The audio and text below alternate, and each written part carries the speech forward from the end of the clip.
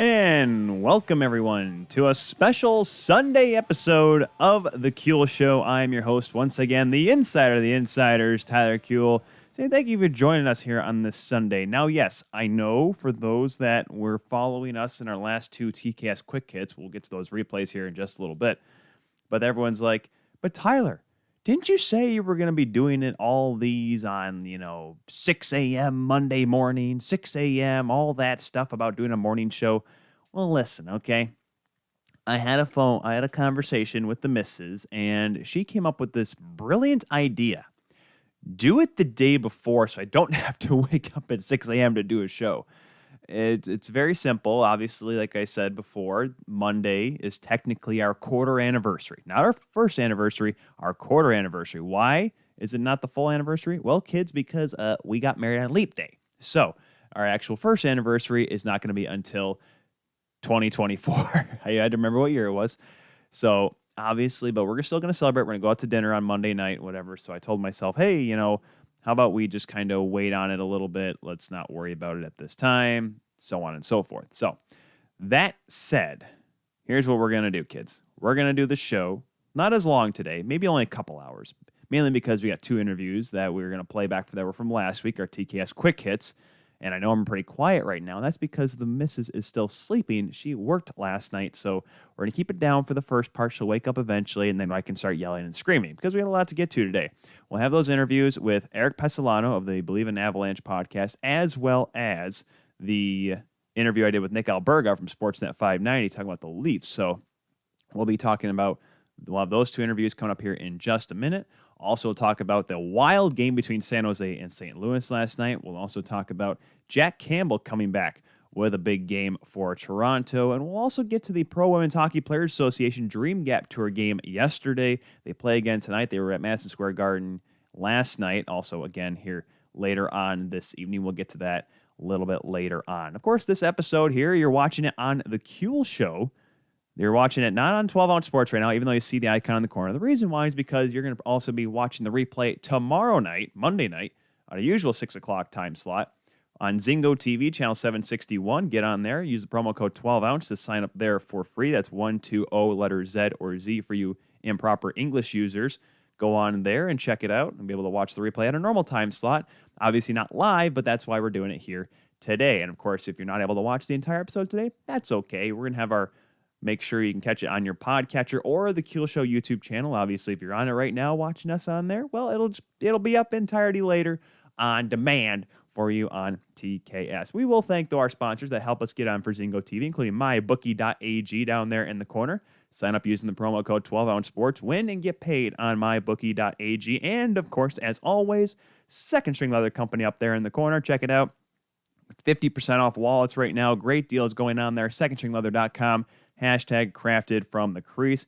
And of course, if you ever want to get your awesome TKS swag, go on teespring.com/store/The Kuehl Show with the-Kuehl-show. Get on there and get your official TKS swagtacular t-shirts, hoodies, shirts for the women, shirts for the men, shirts for unisex, shirts for everybody there on Teespring. So be sure to go check that out when you have a chance. Like I said, we got a lot to get to today. Be sure to check that out. But we'll start off first with one of those interviews from last week. We're going to get to the interview where I was talking with Erik Pessalano last Wednesday. Talked about the Avalanche having a great season so far. A couple of hiccups since that interview, unfortunately. But they're still a team that should be reckoned with in that Honda West division. Let's check out the interview now with Erik Pessalano. Nick, how you doing today, man? Tyler, fantastic. What an intro. We're the center of the hockey universe in Toronto, no? In Anaheim. No, yes, you are. Don't tell anyone in the Hockey League. I know you can't talk much about it, but are we getting closer? Or at least you getting closer? Well, to the keen eye, if you look closer at that picture, it wasn't exactly Anaheim. But I'll have you go back, and I'll let your listeners and your viewers go back and check that one out. We hope so. We certainly hope that's the case. Here in California, high school sports, outdoor sports anyway, have been given the green light to go ahead. It's county by county, of course, with everything going on. But hopefully within the next few weeks, we're going to see outdoor sports. Hockey, that's a little bit different, right? Everything inside still has a little ways to go, but we're going to try to find a way. We want to get back to the ice, so we'll see what we can do.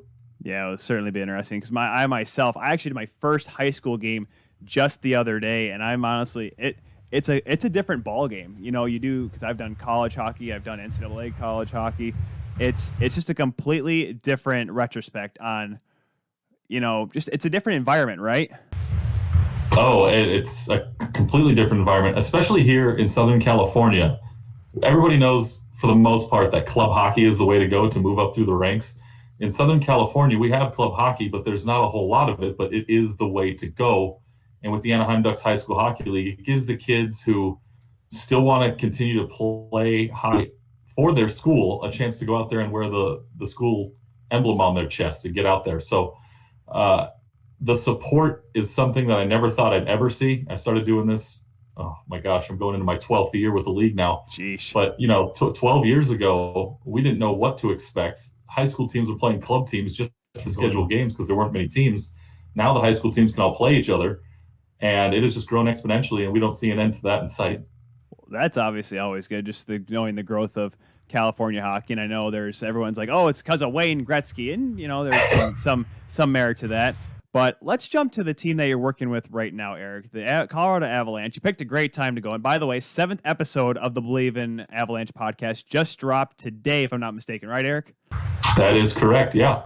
Yep, so that just dropped. And let's just first get the reaction to this past weekend. Saturday, Lake Tahoe, beautiful venue. Everything seemingly going to be working for this event. And this thing called the sun. This Mother Nature thing called the sun decided to ruin it a little bit. But I'll be honest, the game looks better in the sun, but obviously it was played better on the ice. At least that was my perspective. What did you think about the game at Lake Tahoe on Saturday between the Avs and the Knights? When you do something as grandiose as this, you're going to run into things you didn't think you'd run into. I know we have meteorologists and they all do a fine job, but you can't always predict the weather.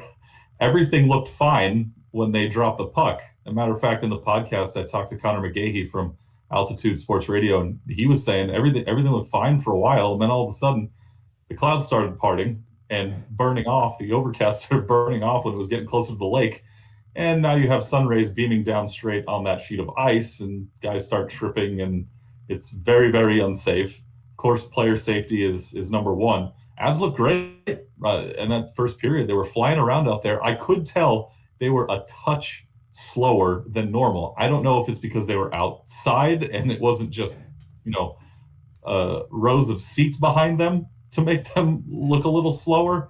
But then we find out that the ice certainly had its issues. So they were doing great. It sounded like they wanted to keep going after that first period, but I think the smarter heads prevailed in that one, and they went ahead and delayed the game by a full workday before they got back out there. Well, that was the crazy part in all this, was because you sit there and you think, because here's just a brief in retrospect what happened in my day. That was the day I did the high school game. I'd worked the morning at the radio station, so I was on about 3 hours of sleep and probably been working about 10 hours up until that point. So I get home and I'm like, well, I'll watch because it was the game had just started by the time I left. So I'm like, how about I go to, I'm like, let me take a bath and watch the game, right? Just do like the straight white girl thing, just sit back. I had beer, though. I didn't have wine. I had beer. I had my laptop there. I was going to watch the game, and the first period ends or whatever, and the intermission starts. I'm like, okay, I'll wait till the second period to get out or whatever. The second period never came, Erik. I finally got out, realizing my body was going to probably be pruned by the end of it. It's the longest intermission ever. What did you do to spend your time? I was going to put on some of the other games. I think I did a little bit of that, caught up on the DVR a little bit. I had some things that were waiting.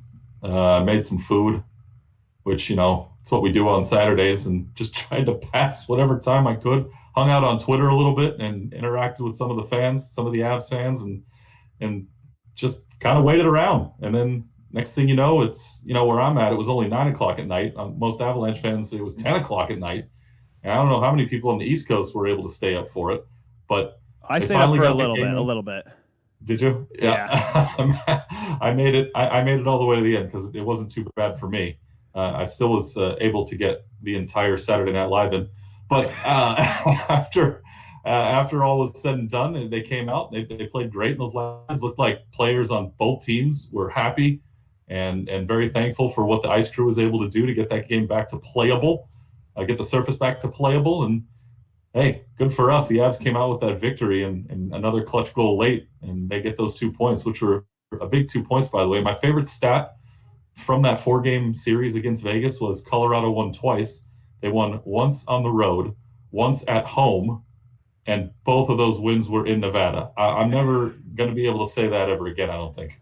That was the strange part about it, because you almost wonder why they didn't give like the home games it's in Nevada to the Vegas Golden Knights. But I guess since Colorado hadn't had enough home games at that point, I'm not sure. But I mean, that's one thing with the schedule. But looking at the standings, currently heading into tonight, they are technically third in the West in points. However, in winning percentage, they are second, ahead of St. Louis, who has got the most games, I think, except for Los Angeles, who both have 19 games between the two of them. As coming into tonight's game, Colorado winning percentage behind Vegas, 9-5-1. What's your impression so far about the Avs? I mean, they're not bad, but it doesn't seem like they're meeting the expectations people had going into this season. I'm going to make a bold statement here, and I am the most pessimistic person when it comes to sports, and I think it's mostly because I've had my heart broken so many times. I don't want to have it happen again. I think, Cleveland Browns fans can probably sympathize with me. They had nothing to cheer for ever until this year. They're like, wait, we know what it's like to lose in the playoffs? Yeah, that's a good point. So I was, oh goodness, I'm going to date myself here. I think I was 15 years old when the Avalanche won their last Stanley Cup. And that team was incredible. We all remember those teams. Yep. The first 2 cup-winning teams they had. I have not felt this good about this franchise until this season. And Jeez. I think they've got a real shot to win the there's no conferences, so they'll be one of the 2 teams in the final. I'll put it like that.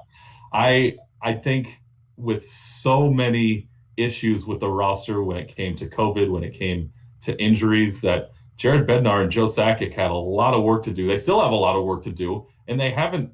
I don't think they've really played a single game with their top, 20-something guys that they wanted from day one. They haven't played with that top unit all in one game. It's been taxiing guys in and out. No pun intended with the taxi squad, but I the way they've managed it and have still been able to rack up points like this and even look pretty good in games they haven't won. Monday night notwithstanding, they did not look good against Vegas in that final game of the 4-game set, and they still had a chance to win that game. I know it was 3-0. They gave up all 3 in that third period, but they were still well in that game. A bounce here or there. I think I mentioned on the podcast, they could have won that game 5-3, and we would have felt so much better about it in Denver. But playing well. Some nights you feel like, oh my gosh, they don't have it. Other nights you're like, wow, who's going to stop this team? I'm more toward who's going to stop this team, because once they get to full strength and finally have a few games where they play together with that full lineup, it's going to be tough to stop them. Yeah, no question about it, because I think that's the big kicker in all this, because I was in Denver last year during that series against Dallas, and I was just I was listening to some sports talk radio in the area, and there was a lot of people that were panicking, I guess you can say. I'm like, oh my gosh, how could this team lose? I'm like, well, it's still a young team. They haven't really ever had a run past the second round yet with this group that they've had. And, Grubauer got hurt, of course, and then Francouz got hurt. And you had to rely on Michael Hutchinson. And for us Leafs fans, we could tell you that's not what you want to do. Now, granted, he had an incredible couple games and actually got that team to a 7th game against Dallas. But, they're back at it again. And shockingly enough, Eric, the guy that's leading this team, some guy named Nathan MacKinnon, arguably the best player to come out of Cole Harbour, Nova Scotia. I don't know about that guy in Pittsburgh. No one knows anything about him, but Nathan MacKinnon, once again, leading the team with 18 points. I mean, what more can you say about the guy, once again, leading this hockey club? Doing it differently, also. He's got 18 points, but he's only got 4 goals. And I don't think that's anything that we all expected so far this year. He's setting up his teammates, which, in the long run, I think is a huge help. Especially when you're moving guys in and out of the lineup. You make your teammates feel comfortable. They're going to feel a lot better as that season wears on. I think you're going to see a team that's very battle-tested from 1 to about 35. If we're talking about number of players that are going to get a chance to play this year with that team. I know it's not that high of a number. I'm here for the hyperbole all day long. But make it sound big. Make it big. Yeah, I think there's a lot of guys who are going to feel a lot more comfortable in the lineup who haven't played a lot of games in the NHL. We saw it with Jacob McDonald, Logan O'Connor getting a lot of minutes here this season. These are guys that are role players that are going to feel a lot better as the season wears on. It's kind of nice that it happens in a 56-game season. Yeah, it's going to be real quick when it's all said and done, but they're going to be forced into the fire a lot quickly and forced to make those adjustments. I think they've adjusted well, and number 29 is a huge reason why everybody feels good. Yeah, there's a lot of pieces, though, with this hockey club. It's not just McKinnon. Cale Makar, while he's been in and out of the lineup, he's still up there in points. Who else do you think has really stepped up this year and really showed up that they're up to snuff so far in the first part of the season for the Avs? I think it's a guy you mentioned who got hurt in the playoffs last year. It's Philip Grubauer, who, in my opinion, is the team MVP to this point in the season. This is someone who, when he was acquired, it was all right, we got somebody in net, I guess. At least that was the feeling around Avs Nation. And now we come into this season, this guy might be the Vezina winner by the time the season is over. He had his 2 highest goals against averages in his career the last 2 seasons. And this year, now he's got one of the lowest in his career, and he's on pace. It probably won't happen, but he's on pace to have the GAA under 2. Right now, I think he's somewhere around 1.7 something or other. 1.78 with 2 shutouts. Yeah, we should give his credit. He is pretty much carrying the load for them. I think I asked Connor McGahey, is he going to get a day off this week? We're not entirely sure. They adjusted the schedule a little bit. They have that Minnesota game coming up later tonight, and then they've got a back-to-back against Arizona going into the weekend. And now the game after that, supposed to be against San Jose, but of course they had a COVID issue today, had to cancel their game against Vegas, so we'll see if that game on Monday even happens. But that actually might help Grubauer's case to play all 3 games this week, but we'll see. Backup goaltending right now is a big question mark.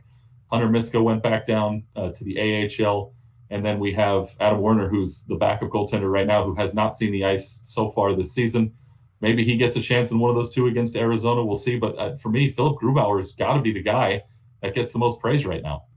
If there is a season, because nowadays in the National Hockey League, you see a lot of the 1A, 1B. You need to have 2 goaltenders that play well, especially in an 82-game season with the rate of play that it is and how much wear and tear it is on goaltenders these days. You can't have a goaltender like Craig Billington going like 6 and 7 for the behind Patrick Waugh.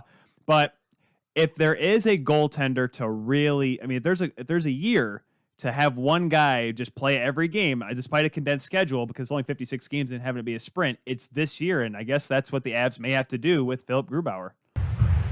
First of all, shout out to Craig Billington. You can chalk that one up under names I never thought I'd hear it again, but I loved him when he was around. He did what he was asked. At least won a few games. Yeah, right. We don't need too much. Just the other guys got it. You come in here, give us a couple. I think you're right. I think the condensed season really helps. One of the big issues the Avalanche are going to face for the rest of the season is they no longer have 2 days off consecutively for the rest of the regular season. True. And that's all due to rescheduled games and whatnot. So every other team has that at least once or twice the rest of the way. They don't have any. So for Grubauer, rest is going to be very important. They're just going to have to take the bumps and throw somebody out there every now and again, just so Phillips got some rest before they go to the postseason. The good news is, the length of the postseason is back to normal. There's no bonus round, as I called it last year, that they might have to fight through. We're back pretty much to normal. And the other good news is the first 2 rounds are going to be against teams that you saw 8 times during the regular season. Exactly. So you kind of know what you're up against. The rest factor, it might be an issue going forward for him, but as long as he stays healthy, they're going to be in good shape. Because then you can look at the possibility of playing against teams that may not be as good. I'm thinking, Anaheim's a lot more improved this year. I know they may not be a playoff team in the playoff hunt, but they're a little bit better. But like when you go up against a team like San Jose or Los Angeles, that, can be competitive, but isn't a team you need to really worry about, that team that you don't need points against. Obviously if it's Vegas, you'll probably get Grubauer, but you can put in Miska or someone else, to give Grubauer a break against the lesser teams, you would think, right? Yeah, but I wouldn't count out the Kings. They're sitting right there in that 4 spot right now, and if they get in, take a look at the West Division, or the Honda NHL West Division. Did I say that right? Did I blink? I thought they were last time I checked, but then again, that was yesterday. Yeah, they creeped up a little bit there going into this week, but pretty much everybody in that division is within a point of each other, so Holy you can cow, you're right. fluctuate. With every game that is played, somebody's moving from fourth to eighth or up to third. It's a mess. But you look at the goaltending in this division, everyone wonders. They're a little frustrated with the offensive output for Colorado. Well, there's a reason for that. Look at the goaltenders in this division. They got to face Jordan Binnington 8 times. He won a Stanley Cup. They got Jonathan Quick 8 times. He won 2 Stanley Cups. John Gibson plays for the worst team in the division. I mean, what else can you possibly do to beat these guys? And it's going to frustrate them. We see it a lot too when Mikko Rantanen gets a great shot or Burakovsky on the outside gets one on target, and it looks like you have an empty net. I think Kadri had what looked to be an empty net against Marc-Andre Fleury the other night. Nope. He just pushed off the pads and moved over to the side and was able to knock it away almost no problem. What else do you have to do? You're running your offense damn near perfectly, and you still can't score on these guys. So you got to get through those first 2 rounds. It is not going to be a cakewalk. It almost might be easier in the third, the semifinals and the final than it would be in the first 2 rounds if you're coming out of the West. That's true, because I'm actually looking at the goals against right now. The team that has the worst goals against in the conference is San Jose with 64, which I don't think is shocking anybody right now. The team that has the lowest, which may be a shock. Vegas is the lowest, but second lowest is actually Colorado has the least. Vegas is second. Third is Minnesota, which they have a much improved goaltending with having Cam Talbot in there, and I know Alex Stalock's still out, but they have Kaapo Kähkönen, who's a really good young goaltender. But going back to the Avs and looking at the team that they have right now, and like I said, I'm shocked now because I swore LA was last just the other day. And Minnesota was like 6th or something, and it was going to be the top 3 is going to be Vegas, St. Louis, and Colorado, which I had picked in the beginning. But is there a player on this team that hasn't really looked as good as they should? Is there a guy that's kind of, I don't say let their foot off the gas, but just kind of slowly had just gone through the motions in the first part of this season, Erik? This one hurts me a little bit because he's such a huge piece on the penalty kill, and that's Ryan Graves. I think he's taken a lot of heat in Denver over the course of this season, even a little bit at the end of last year, that when it's 5-on-5, there's just too many mistakes that have been made. But my goodness, is he such a big piece on that penalty kill. He stepped it up the other night against Vegas, and the Knights, I think the Knights scored once on the power play the other day, but the Avs have one of the top penalty killing units in all the National Hockey League, and you hate to take a guy like that out of there. But I think he's one who would need to improve all around, but it's tough to single out just one person. If I had to pick somebody, it'd be him. But even with him, there's still some positives going around. So that also contributes to one of the reasons why I feel great about the team this year than I have in years past. Well, that's just one thing. It's really hard to have the guy have the best plus minus in the league for the second year in a row. That's something that's was shocking to me because I totally forgot that. Plus minus is a tough stat to follow nowadays because there's some forwards that can score like 100 points, like Leon Draisaitl had a good plus minus. Well, when you're not on the ice when the other team scores and you're the one scoring, that makes it easy. But just a few more minutes here with Erik before we have puck drop tonight. 9:00 puck drop Eastern Standard Time for the Avs and Minnesota Wild. Right out there for you. Lucky enough for you, it's only 6:00, so it's still daylight over there in California. But going down. It's staying lighter later. We're getting closer. We're getting closer to the daylight savings. What is it? Ending or beginning? I don't remember which one it is. Either way, my phone does it automatically for me these days. Same. But yeah, this is going to be one of the rare one-off games. The NHL scheduled it the season mostly as series back-to-backs, or 3 or 4 in a row.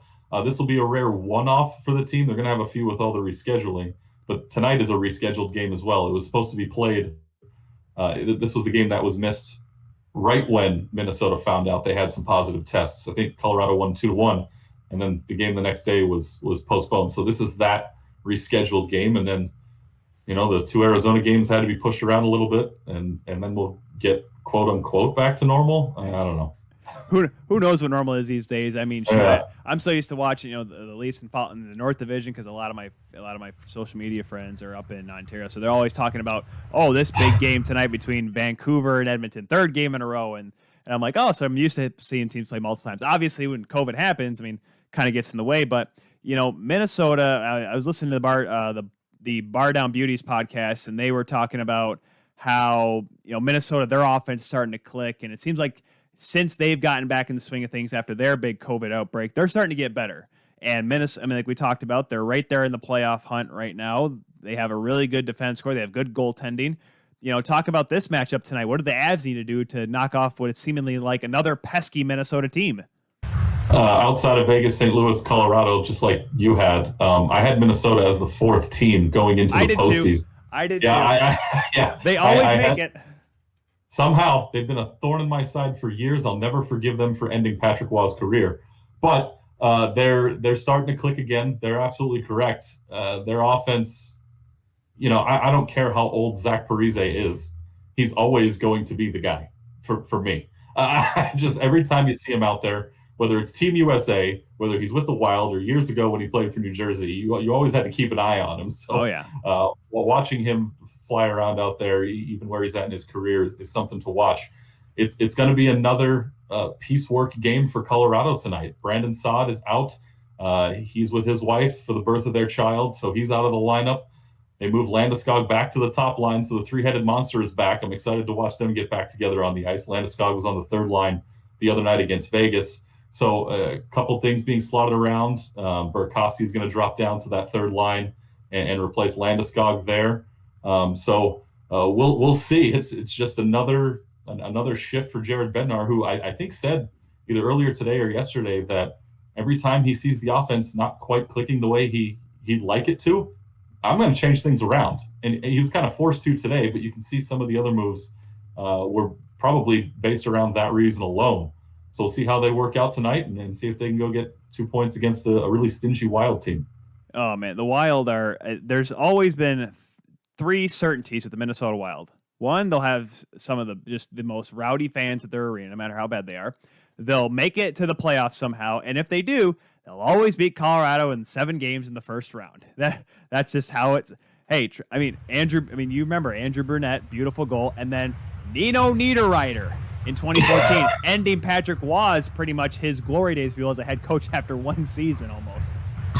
Yep, I remember sitting on my couch watching that game, and when that happened, it was all you could do was turn the TV off and go to bed, and it wasn't even that late out here. But yeah, that's all I wanted it to.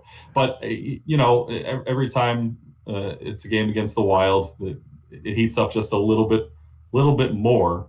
So we'll see if they come out swinging tonight and maybe get this rivalry really going again, because all these. It's been a while since they played each other, right? With the postponement, so it's nice to see them get back to each other. But I guess we'll just have to see how it goes.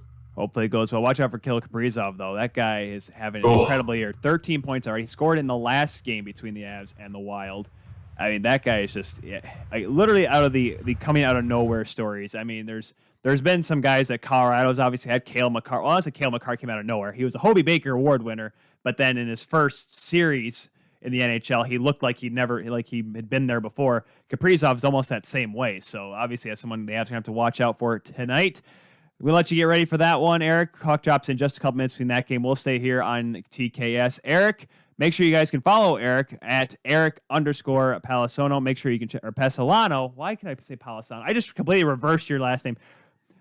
Erik Pessalano. Hey, trust me, I've seen that highlight of you. You completely messed up your own name when you were doing a broadcast. Oh. I seen that highlight. That's impressive. When you give yourself someone else's name, that's something else. But if you can't laugh at yourself, I don't know what else you can do. Be sure to check out the Bleav in Avalanche podcast at Bleav in Avs on Twitter. It's on Apple Podcasts and the Bleav podcast. So check out all their great podcasts there for Bleav. Erik, thanks for taking the time to stop by today. Enjoy the game tonight, and hopefully we'll talk to you later on down the season when, maybe the Wild and Avs will be in the playoffs against each other? ? My goodness, I hope not. But thanks for having me, Tyler. It's always good to talk to you, and we'll see you soon. All right, Erik.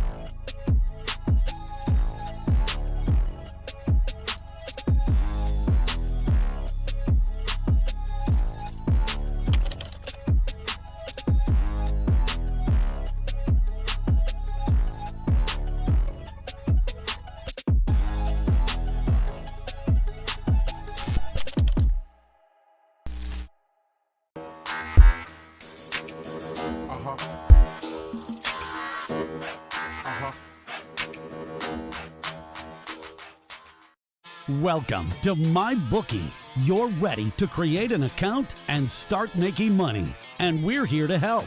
And remember, you can get a bonus of up to $1,000 on your first deposit. Now you're ready to bet. Just go to mybookie.ag, visit the sportsbook, click on your bet, and input the amount you want to risk or win in the bet slip. Yes, it's that easy. Just remember, at MyBookie, you play, you win, you get paid.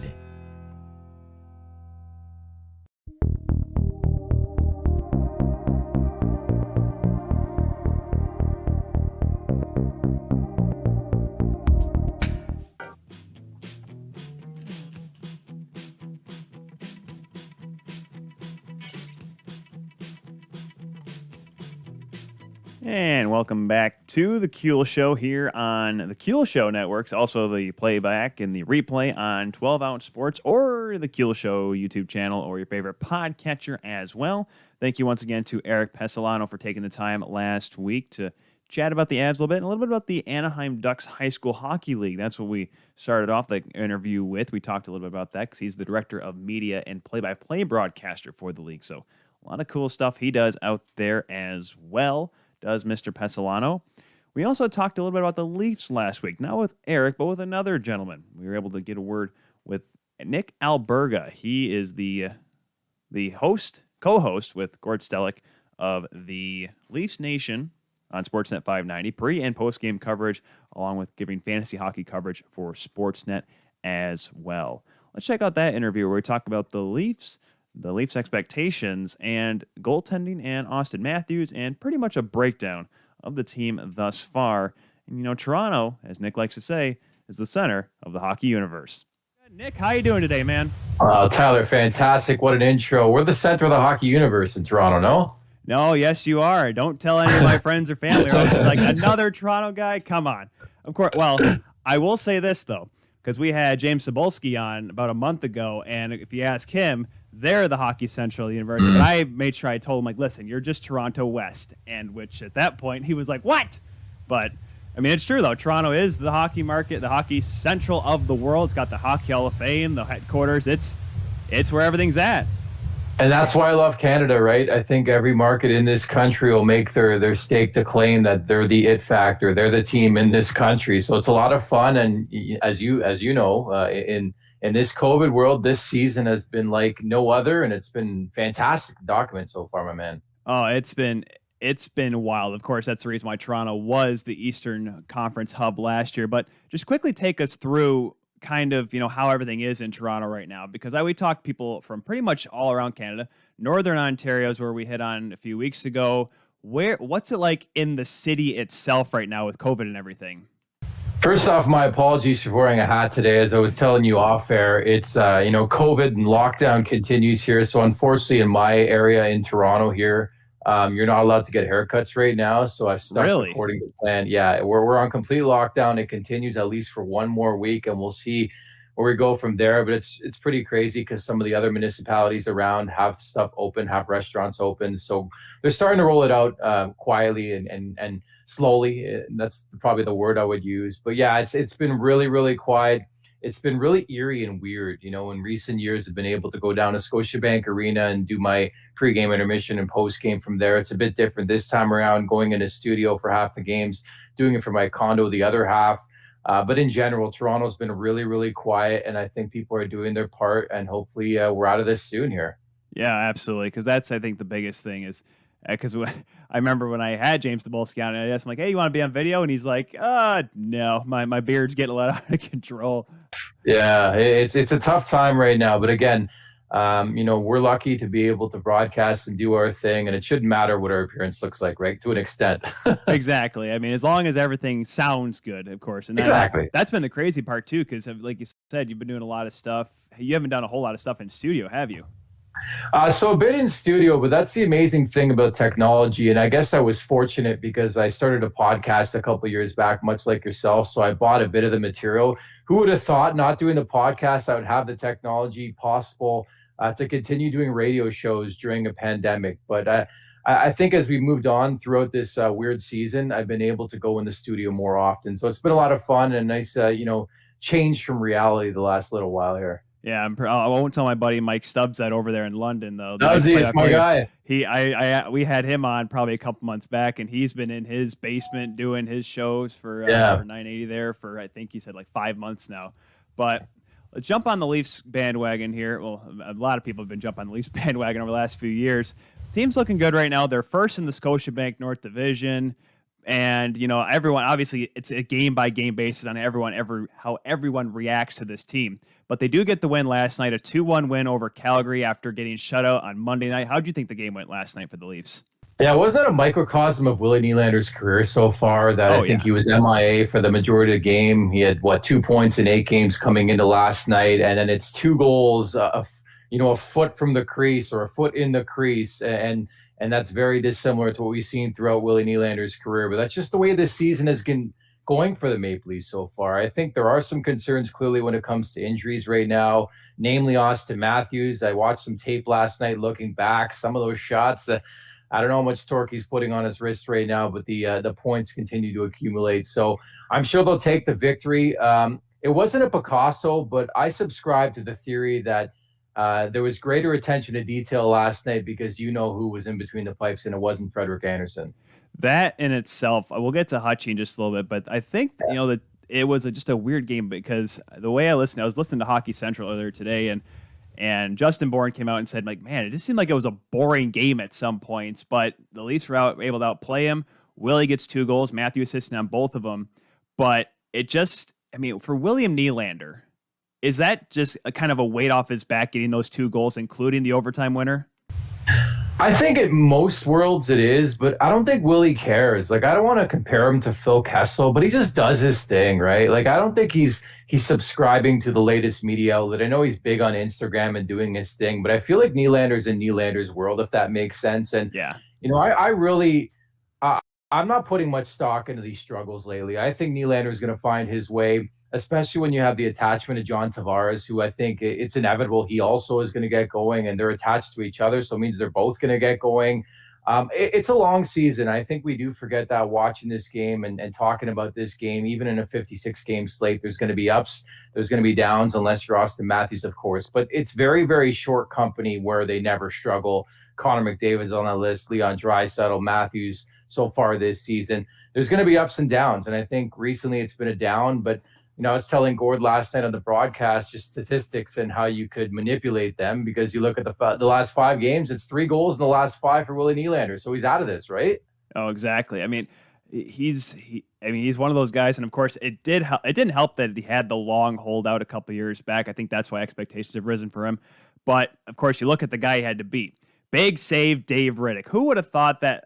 He just has this thing against Toronto. I think Justin Bourne, I didn't hear the stat, but in the entire history of the Toronto Maple Leafs, of goaltenders that have played at least 5 games against the Leafs, Dave Riddick has the best save percentage against the Leafs. I think it was a shutout for 118 minutes and 32 seconds before Willie scored to tie the game.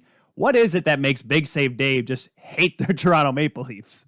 Well, I think any player, we were talking about this last night on the broadcast with Gord Stellick as well. Just, I started to compile the numbers as well on David Riddick. I think it was 4 appearances going into last night. He had won 3 of those 4 and had put up superb numbers with a shutout. Sometimes you just own guys, right? And I correlated, to what happened in the bubble against Columbus, right? Jonas Korpisalo and Elvis Merzlikins. It seemed like Toronto was throwing everything but the kitchen sink and couldn't solve a Columbus netminder. I don't care who it was. And I said it after the second intermission to Gord, the Maple Leafs need to find a way to get the job done tonight. And that they did. It took the 71 shots on goal previous to finally solve, Riddick, the way he was playing last night, the way he shut them out on Monday.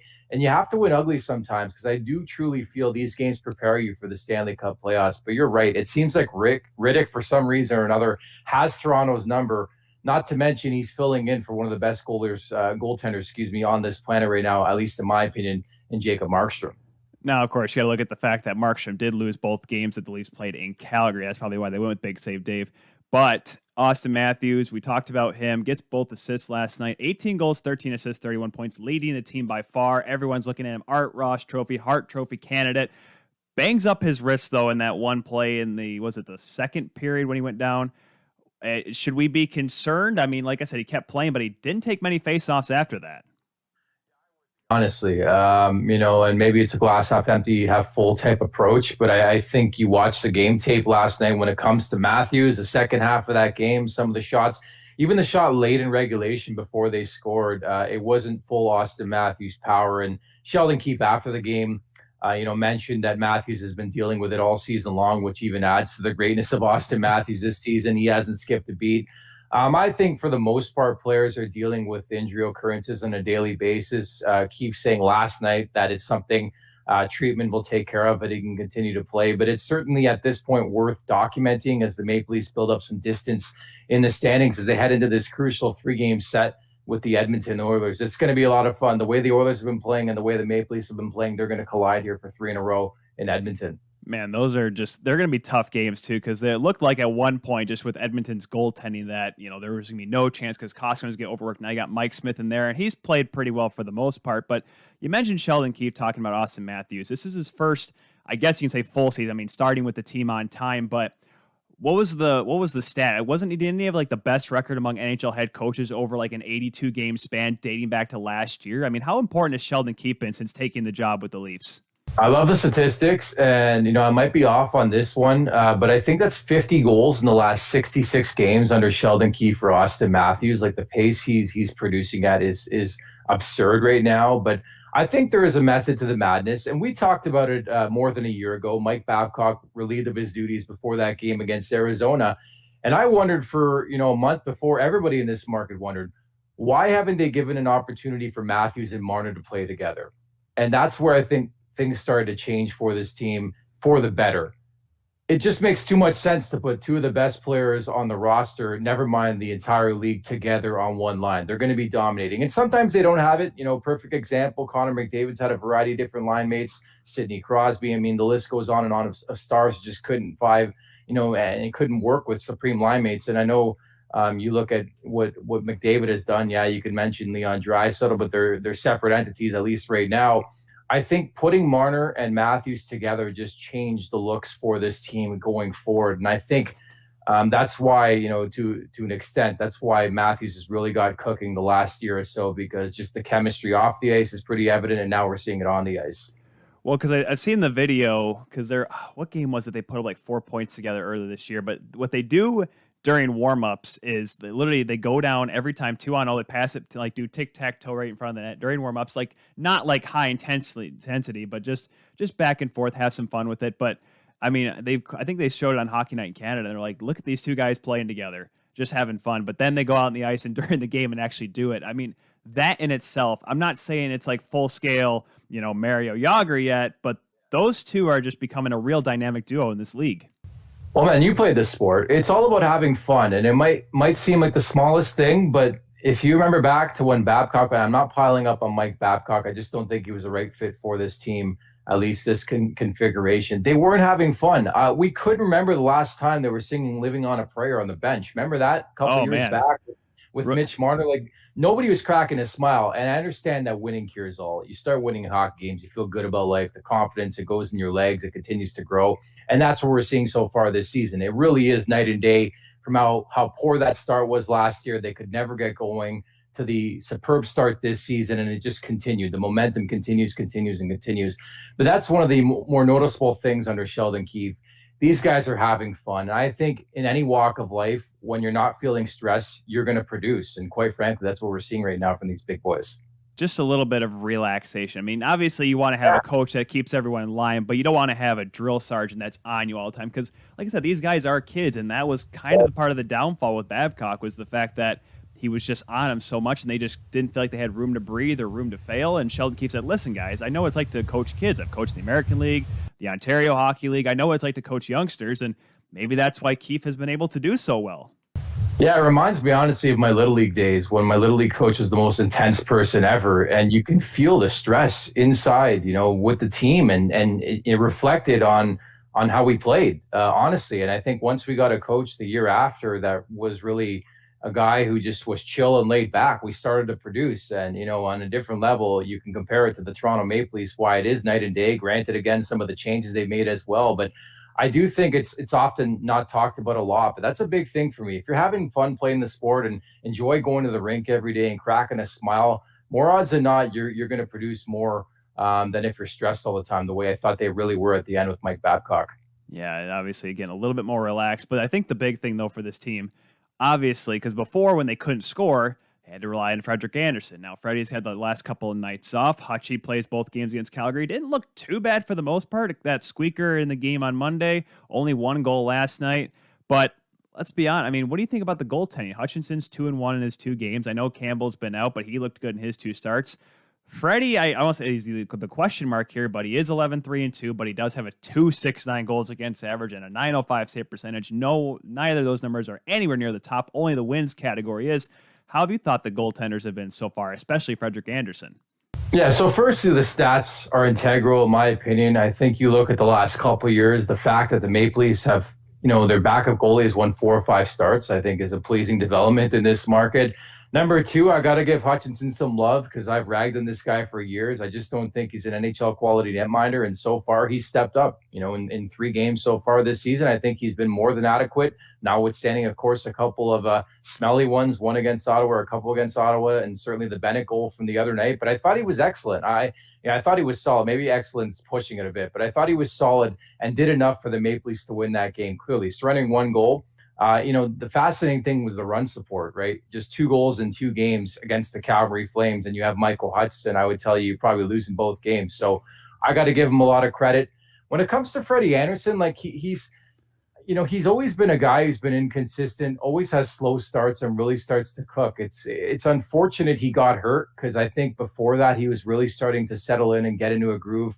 He had a couple games where like, oh, here we go again. But for the most part, I think Anderson's been okay, and I think when you look at this team, they're going to be driven by their offense, regardless of the time of year. But I think when push comes to shove, I have enough faith in Freddie Andersen to get the job done in the Stanley Cup playoffs, because that is the lasting memory from the bubble, which I don't know about you, I still have a sour taste in my mouth, to lose to the Columbus Blue Jackets. But we don't forget, we remember, of course, a couple bad goals on Frederik Andersen, but not that the Maple Leafs were shut out twice in 5 games against Columbus. Think about that. A team known for its offense could not produce. So I'm more of a Freddie supporter than other people out there.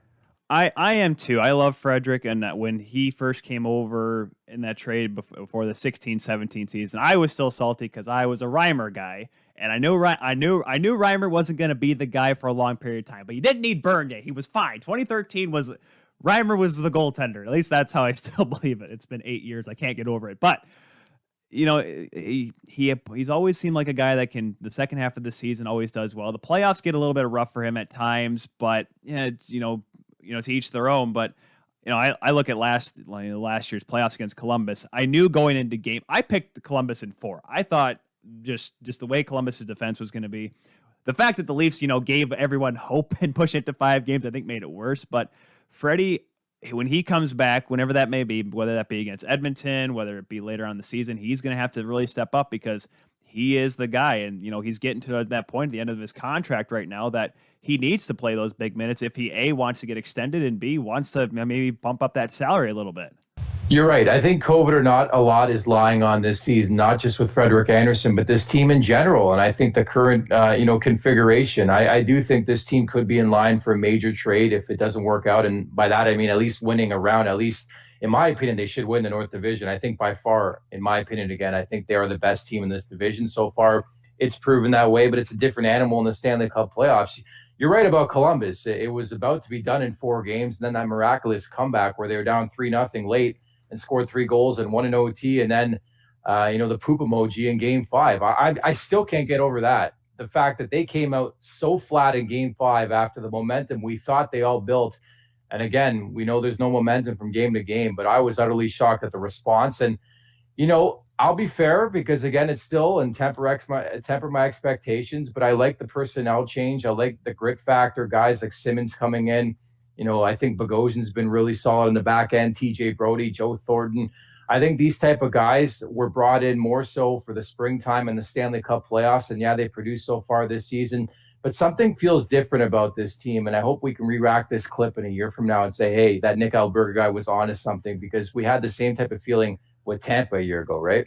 Well, you knew it was a little bit different because they seemed tougher. Now, granted, I did pick them before they lost to Columbus. I literally said on this show, I said, congratulations to Tampa to win the 2020 Stanley Cup, because I just felt like they were not going to win. Now, granted, in round one against Columbus this year, I said they were going to lose as well. But regardless, Nick, I mean, last question before I let you go here. You talk about, the Leafs winning the North Division. That's great and all. And they may win a round, which is awesome. They win 2 rounds. Awesome. They get out of the North Division, go into the semifinal. But how do you think they stack up against the rest of the league? And that's what makes this year so unique, is because you don't know who is actually the best team in the NHL, because everyone's just stuck in their own division. How do you think the Leafs match up, at least on paper, to the eye, compared to Vegas and Tampa and, a solid team coming down over in the East in Boston again? How do you think they match up against the rest of the league, and what are the expectations for this hockey club realistically? Well, that's exactly it. Trying to quantify what this means, what this start means against the rest of the National Hockey League. And working for Sportsnet, it's been North Division all the time, and I get it. But I do watch a lot of out-of-market hockey, maybe even more so than North Division hockey. And as you referenced, there's a lot of really good teams. And a theme seems to be the Atlantic Division too, right? The Florida Panthers off to an exceptional start. The Tampa Bay Lightning, Vasilevsky's going to win the Vezina Trophy again at this point. He's been unbelievable. No Kucherov. It doesn't matter. They're going to get him back, you would think, coming up in the Stanley Cup playoffs. The Boston Bruins haven't skipped a beat. I think Vegas is a really good team. I know people are wondering about Colorado. I think they're going to find their way. I like St. Louis. There's a lot of heavy teams, and that's the one thing people call the North Division the AHL division, and I get it. There's not much defense going on, although there's been a lot of unders in the last 2-3 weeks, so think about that going forward. But you're right, that that's the one thing that escapes us right now, is how these teams, especially the Maple Leafs, stack up against the rest of the league, because they haven't played them and won't play them until a potential conference final. But it's so crazy to me, Tyler, the fact that we have 4 divisions, and the fact that we could see 3 Atlantic teams come out of those 4 divisions and play each other at some point in time in the Final Four. Just speaks volumes to the depth in that division. Don't get me started on the Buffalo Sabres, of course. Oh, but the Buffalo Sabres, but they can totally rally and whatnot, right? I mean, they just need a couple good starts from Linus Allmark, and they need Jack Eichel to not. I can't wait to see where Taylor Hall goes at the deadline. Well, how much do you think Kyle Dubas could get good old boy Kevin Adams to retain? That's all we can ever ask, right? LTIR.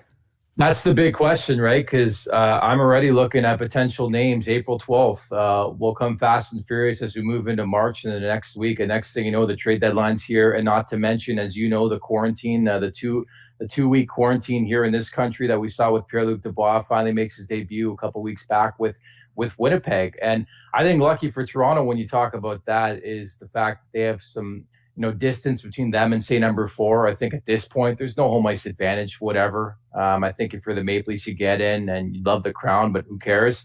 I think you're trying to position yourself now for the trade deadline. And yeah, Taylor Hall would be a guy, but I said he'd be perfect in Ottawa because it would guarantee them the first overall pick, right? Oh yeah, see, he's got that little bit of lucky charm for him. I guess quick last question here. Yeah. What do the Leafs need? Do the Leafs really need? What do they need to add to this team? And obviously, we've known Kyle Dubas likes to get aggressive with trades. We saw with Jake Muzzin a couple years ago. He got him in January it was, or whatever, long before the deadline. What do you think Dubas is going to look for to get this team better, to maybe get them to that peak of, all right, we're Stanley Cup contenders now for sure? Yeah, so my colleague at Sportsnet, Elliot Friedman, does an excellent job. Put out information early on in the season. The Maple Leafs are looking for a top 6 winger. Which is interesting because they have 4 bona fide studs right there, but I guess you can never have enough. I think in a perfect world, I'm looking for depth on the back end, at least for starters, at least 1 defenseman, maybe 2, especially in the rigors of a Stanley Cup playoffs. You're going to need more than just your 6 defensemen. I'll say it right now, and it certainly helps with the depth where they have Mikko Lehtinen and hopefully a healthy lineup, of course, with Jake Muzzin out. And I think no doubt they'll look at the trade market. I think vultures are already starting to circle in Nashville. You look at names like Granlund and Eric Haula, really, really come to mind. I think they'd have to be, very different, very, analytical the way they look at a potential Philip Forsberg swap. Creative is probably the word I would use to describe that. But I think creativity will be the name of the game, especially in this dead cap era, if you want to call it that. And there's got to be money in, money out, and some retention on deals, right? But I look at teams like New Jersey. Like I think Kyle Palmieri would be a really, really good fit. He's in a contract here, but you'd need New Jersey to eat some salary. So I think it's going to be difficult for them to add a guy that they really, really, really like to play with John Tavares and Willie Nylander. But it's, it's things to think about as well. And they'll take a flyer, as we've seen now, on Alex Galchenyuk. And I think as we get closer to the deadline, they'll have a better indication of what they want to do here.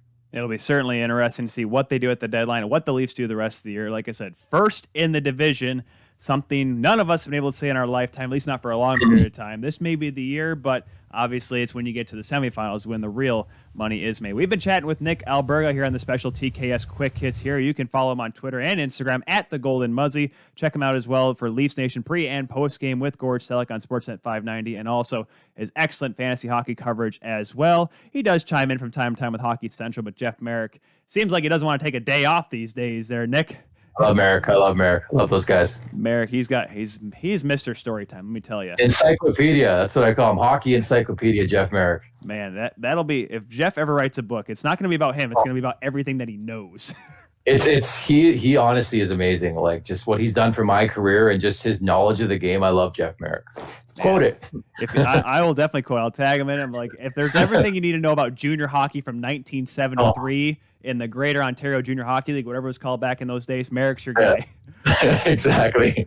Nick, we'll definitely reach out to you if maybe later on, maybe the Leafs, those Final Four teams, maybe. Fingers crossed, knock on wood. Let's hope so, because I'm pretty sure Leafs Nation, they just need to go to the semifinals just so the Twitter universe can blow up and explode that the Leafs are actually good again. We've been chatting with Nick Alberga. Nick, you have yourself a good one, all right, and take care and have some fun with Gord there on Leafs Nation. My pleasure. Thanks so much for having me. Appreciate it.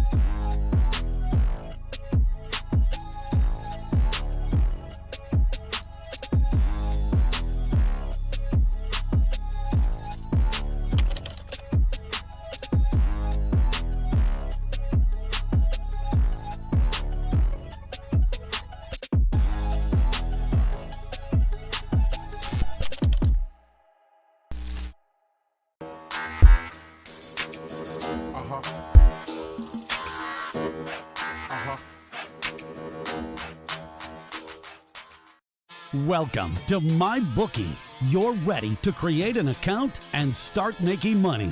And we're here to help. And remember, you can get a bonus of up to $1,000 on your first deposit. Now you're ready to bet. Just go to mybookie.ag, visit the sportsbook, click on your bet, and input the amount you want to risk or win in the bet slip. Yes, it's that easy. Just remember, at MyBookie, you play, you win, you get paid.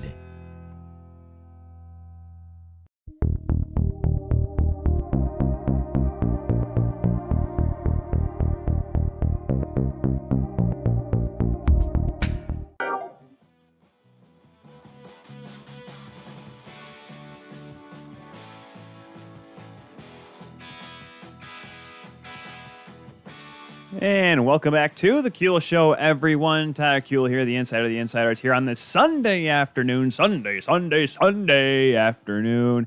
Yes, I know my voice is now a little bit more elevated because the wife is awake, and so I'm not going to start yelling. Okay, I may have something to yell and scream about here in just a little bit. We only got another hour on this show, only 2 hours today. I like to go 2.5 hours, but we're not in their 6 to 8:30 time slot, which is usually on Monday on 12 Ounce Sports. We're just going to go 2 hours today. So, we're just going to relax a little bit. I just had some tea. I didn't have coffee. I had some tea. Now, granted, I called a couple games yesterday, and they were a little intense, and my voice got a little parched, a little sore this morning. So, just kind of had to recuperate the vocal cords a little bit there. So, regardless, we move along here on this Sunday. Once again, like I said, you can catch the replay all the time on the Kuehl Show on the YouTube channel and also your favorite podcatcher. And, of course, tomorrow night, Monday night, on Zingo TV, channel 761, 6 o'clock. You can find the replay there. Just like taking a look at the out-of-town scoreboard today. We got Buffalo and Philadelphia just about to kickstart here in just a moment here on the TV behind us on ESPN+.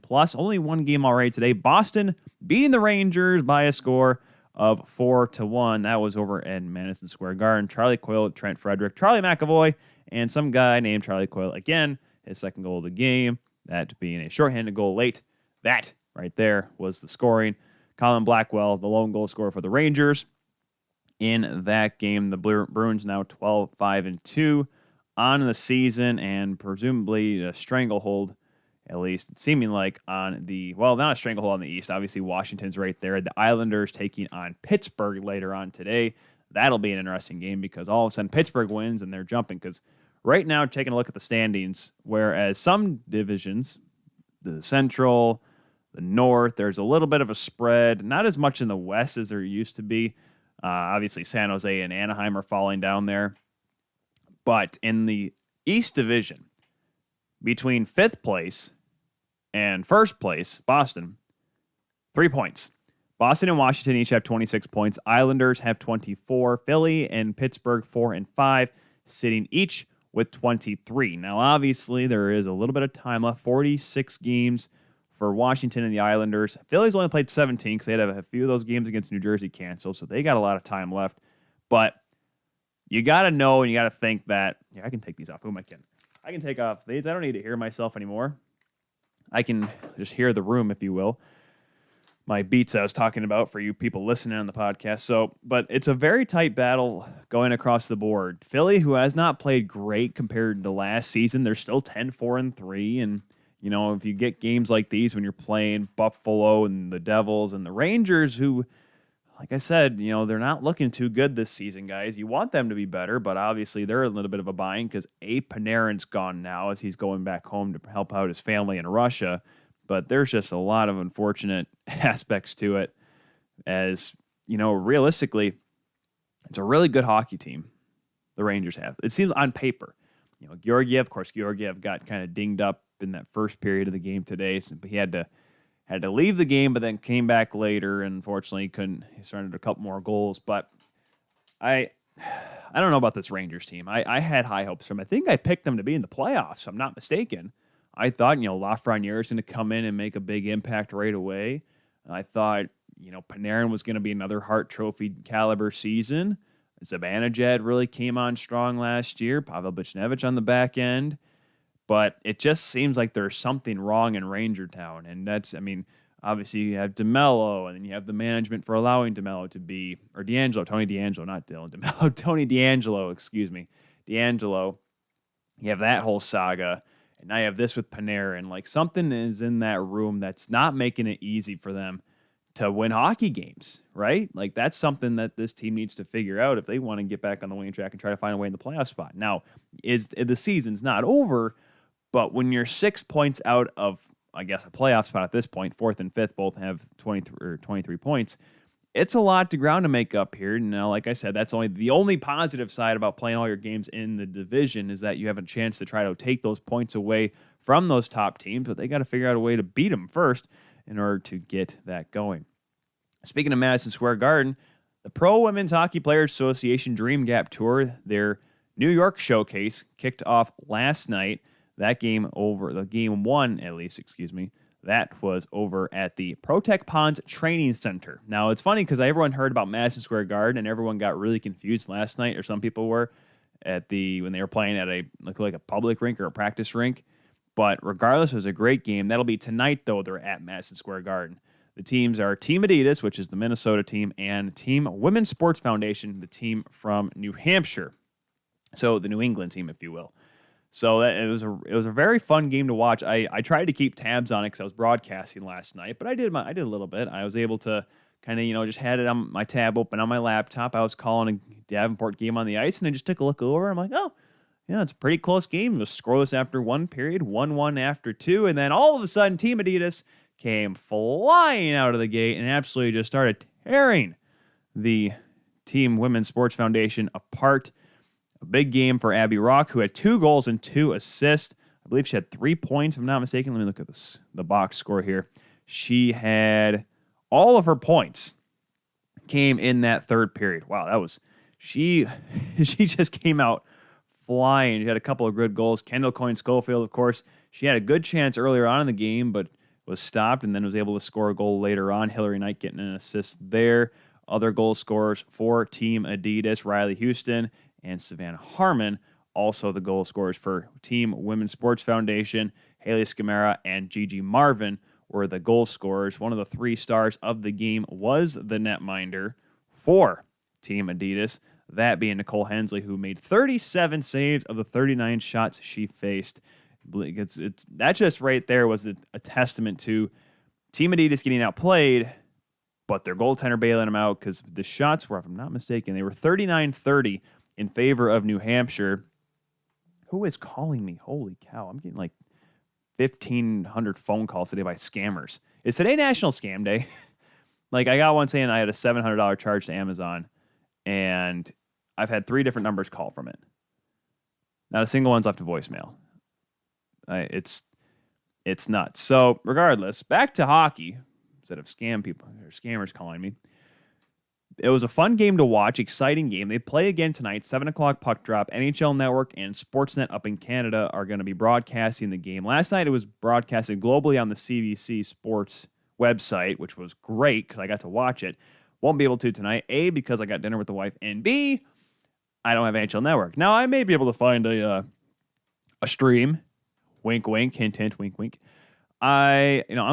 I'm excited because this is good hockey. Now, the funny thing is there are all these 2-game sets. Only right now, only New York and Chicago coming up next month, actually, this coming weekend. So back-to-back weekends of Dream Gap Tour hockey. So now the way it works, in order to earn the Showcase cash prize pot, is that you get 2 points for a win. However, last night, Team Adidas got 3 points. Now, why is that a thing? Because they scored 5 goals or more in a game. Now, that's kind of crazy, right? But it makes it interesting. Instead of just your basic aggregate scoring as you would see in either, I'm trying to think, Champions League hockey or UEFA Champions League for you football fans, you soccer fans. They added some more point stipulation. So for a regulation win, it's 2 points. OT win's only 1.5 points. Shootout win is 1 point. OT loss or shootout loss is half a point, no points for regulation loss. There can be an additional points if a player scores a hat trick. No one did last night. Rock came close, though. She had 2, and she had a couple more good chances in that third period as well. A goaltender records a shutout, which obviously didn't happen last night, despite a great game played by Hensley. That's 1 point. And a shorthanded goal is scored. However, despite both penalty kills doing well last night, I Bleav it was 0 for 3. 0 for 3 went New Hampshire, 0 for 2 was Minnesota. But no one scored, but that would be 1 point as well. And obviously 5 points, 5 goals or more is 1 point. So 3 points last night. So in order for Team New Hampshire to come back and win today and win the showcase, they would have to win the game, obviously, outright, regulation. I mean, obviously they could win in an overtime win, but they'd have to somehow get just a bunch of other points to go along with it. There's a bunch of tiebreakers, most points based on game results, best plus minus. There's a lot of ways to break it down if for some reason there is a tie. So obviously, if you're New Hampshire, it's going to be, let's just start firing everything at the net once again. I mean, this team has this is not a slouch team, just despite the score. I mean, look at the team they have. They have Brianna Decker, Amanda Kessel. Oh, gosh, they have Katie Burr, Alex Cavallini. I mean, this team is stacked from top to bottom. And, of course, same thing with Team Adidas. They have Rock, who played really well. Hillary Knight, we talked about getting a point. Maddie Rooney, Kendall Coyne-Schofield, Hannah Brandt.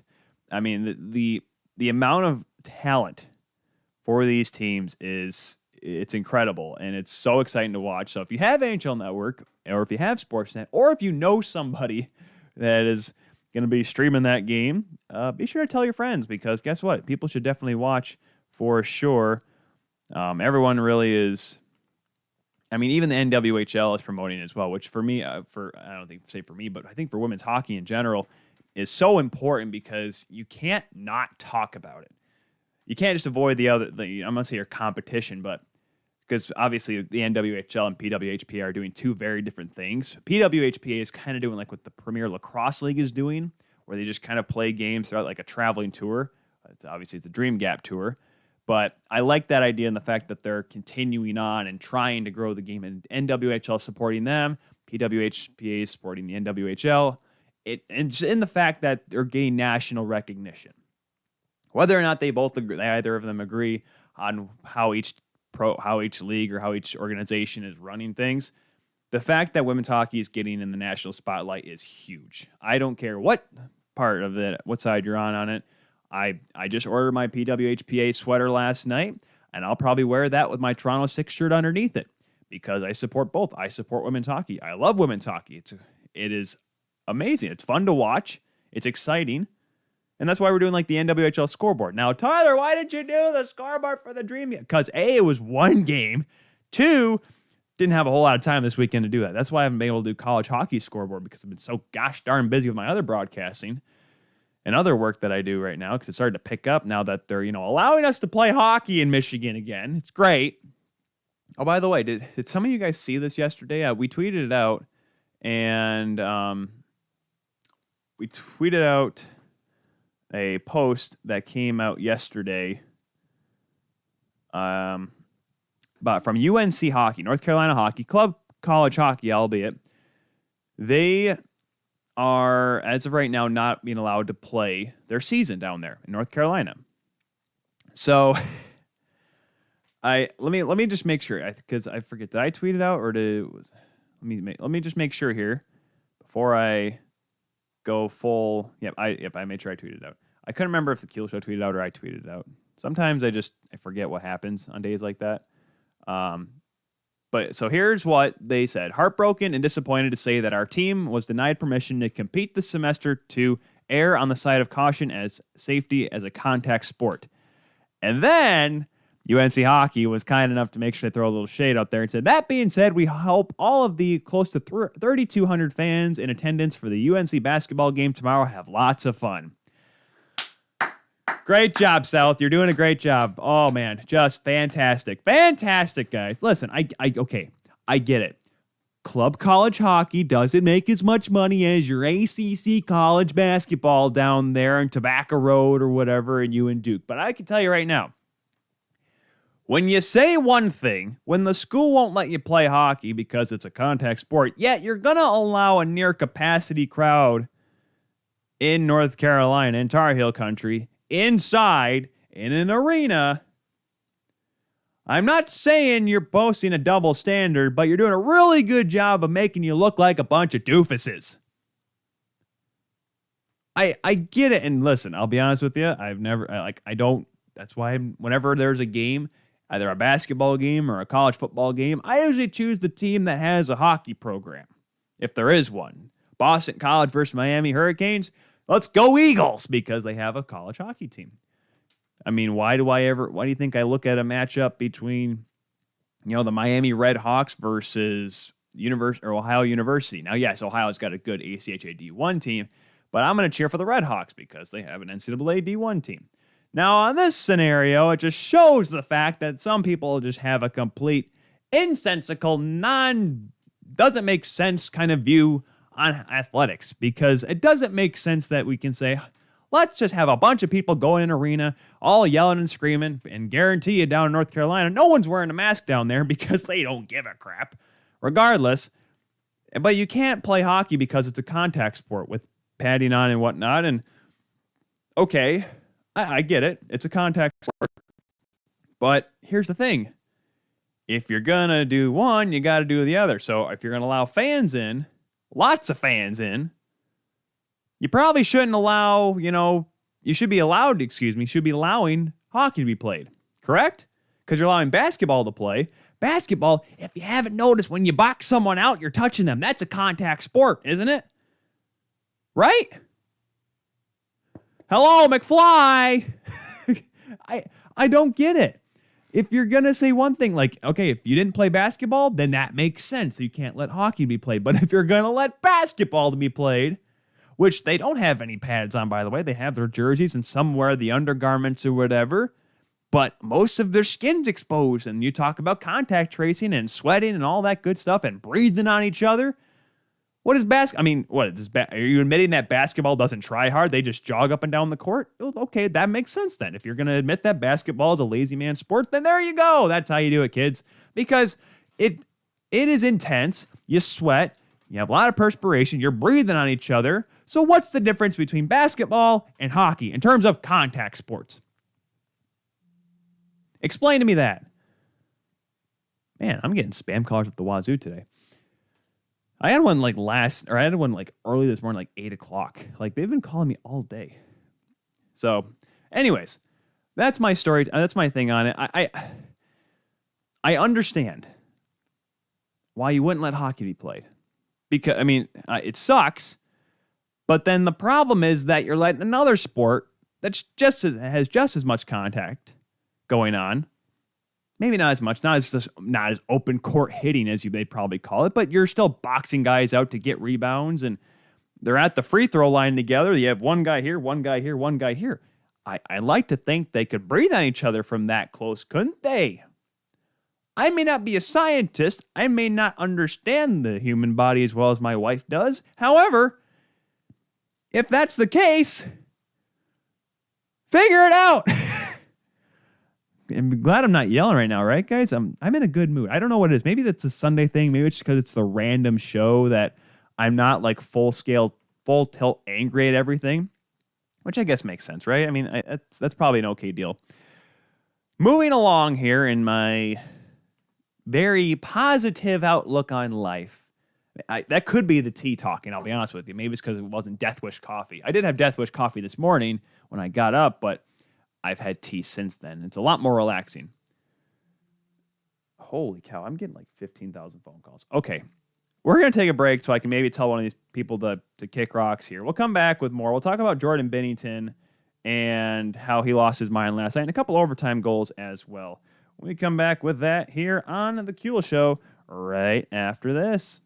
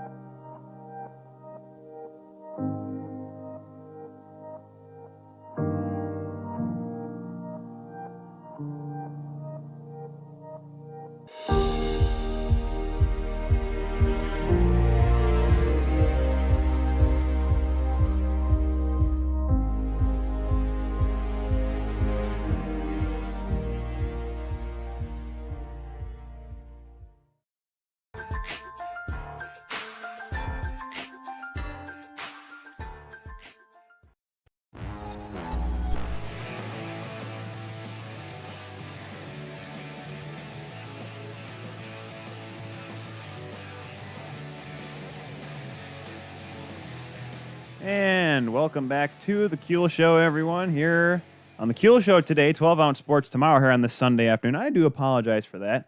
I kept getting phone calls, so I went on my Amazon account, and I get it. You know, those automated messages, people get paid to sit there and yap out random crap like that. But holy cow, a $700 charge. I'm like, I've spent a lot of money before, but never that. And also, because I made sure I'm on there, I went on there, checked my order history, nothing. I made sure I checked my debit card account, my bank account, nothing on there either. Okay, we're fine. Holy smokes. If they do call one more time, you'll hear me yell at them here on the show because it's so stinking annoying. Anyways, right before the break, we'd already talked about the Pro Women's Hockey Player Association Dream Gap Tour up in New York. We talked about that and how Team Adidas pulled out 4 goals in the third period to win 5-2 last night. Game 2, 7 o'clock tonight. Sportsnet and Angel Network covering the game live from Madison Square Garden.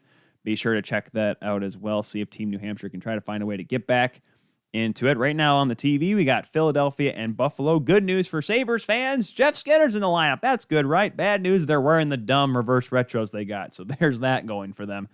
So, I mean, we'll see if that helps Buffalo. They're playing the Flyers, who are, like I said, trying to battle their way into a playoff spot against Pittsburgh right now, tied for 4th in the standings, currently ahead or behind. I forgot what it was. Where is it? There it is. Ahead of Pittsburgh on a tiebreaker based on the fact that they have less losses than the Penguins do. Buffalo last in the standings. I'll say this. Here's my thing about Buffalo. I am shocked. I am shocked that they are this bad because we came into this season thinking, all right, Buffalo's going to compete, guys. Buffalo's going to play hard. They got Taylor Hall. They got Eric Stahl. Carter Hutton and Linus Ullmark, okay, but they'll be there. They'll make some big saves when they need to. Rasmus Ristolainen and Jack Eichel, and here we go, and just a big old, fat old, wet turd coming out of Buffalo right now. At least the Bills were good this year, right? I mean, geez, at least one team was good up in upstate New York, excuse me, not North New York, because you almost say North York, and you end up talking about northern Toronto. So, regardless, let's talk a little bit more here about games that happened last night. So, if for those of you that went to bed at a normal, reasonable time last night, the St. Louis Blues played a hockey game, supposedly, between them and the San Jose Sharks from HP Pavilion, or the SAP Center, excuse me. And let me tell you right now, guys, it was the most bonkers game I think I've ever seen. Well, not ever seen, but at least probably within the last calendar year. And there was, of course, a couple wild games, and of course, there was the 2-3 goal comebacks for the Blue Jackets, and there was the 5-1 comeback for Ottawa, but it was just such a weird game because here's the difference. And of course, well, okay, I do say that now. Now I'm thinking about the 8-5 Edmonton win over Ottawa, so maybe not. But I just try to figure out what the heck happened in this game, and it wasn't like one team got, just went blowing out another team. It was a close game. Just neither goaltender felt like making a save, at least the starters. Devin Dubnyk got the start for San Jose, and Jordan Binnington, as per usual, would start for St. Louis. And so I'm like, okay, well, this could be a very interesting matchup, and if Binnington plays like he should, they should easily win, right? Because Dubnyk's not that good anymore, unfortunately. Sharks pull out their actual retro jerseys, the good ones, and the play goes on, and next thing you know, goals were scored are coming and going really quickly, and next thing you know, Binnington gives up his 4th goal, and they decided, Craig Berube's like, we're going to give him the boot. Ville Husso, go on in there. Go figure it out. And for some reason, Jordan Binnington decides he's just going to lose his mind. Well, not lose his mind entirely, but he's just going to decide he's pissed off, and he's going to go after somebody. Goes after Shemek, fake punches Erik Karlsson, and then goes and gives Devin Dubnyk a shove. Listen. Okay, now this, first of all, Twitter was ablaze after that because holy cow, like Binnington has shown in the past that he has an edge. He's Mr. Calm, but he can, be set off a little bit.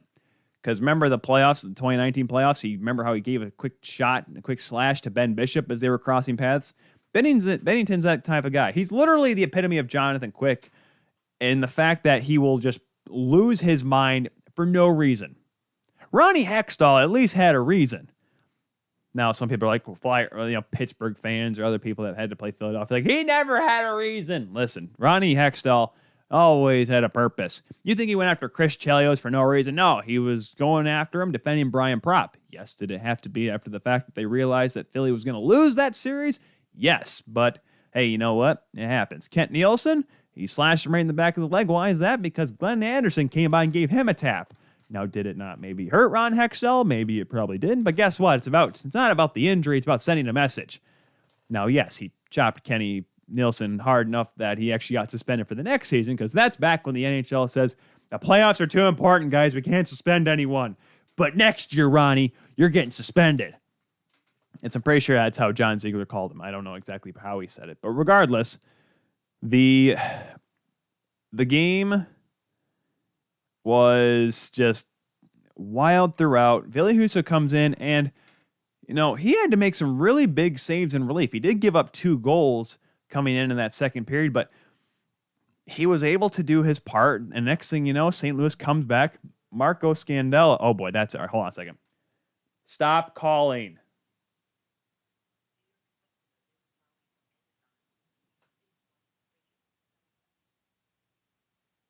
I think I hit the pound button, so maybe that works. I don't know. I keep getting phone calls. And there's the thing, I'm like, I'm not getting emails or anything like that. They're not leaving voicemails. So I'm like, I know it's fake. Anyways, back to the show here before I lose my gosh darn mind and throw my phone across the room. Marco Scandella, who went into that game last night without ever scoring a goal. Well, scoring a goal this season, at least. He scored before. Scores twice, including the game winner. Funny how hockey works. Husso picks up the win. Blues get the win. And Laura Story, we had on last week, she even said, she was like, what did I just watch?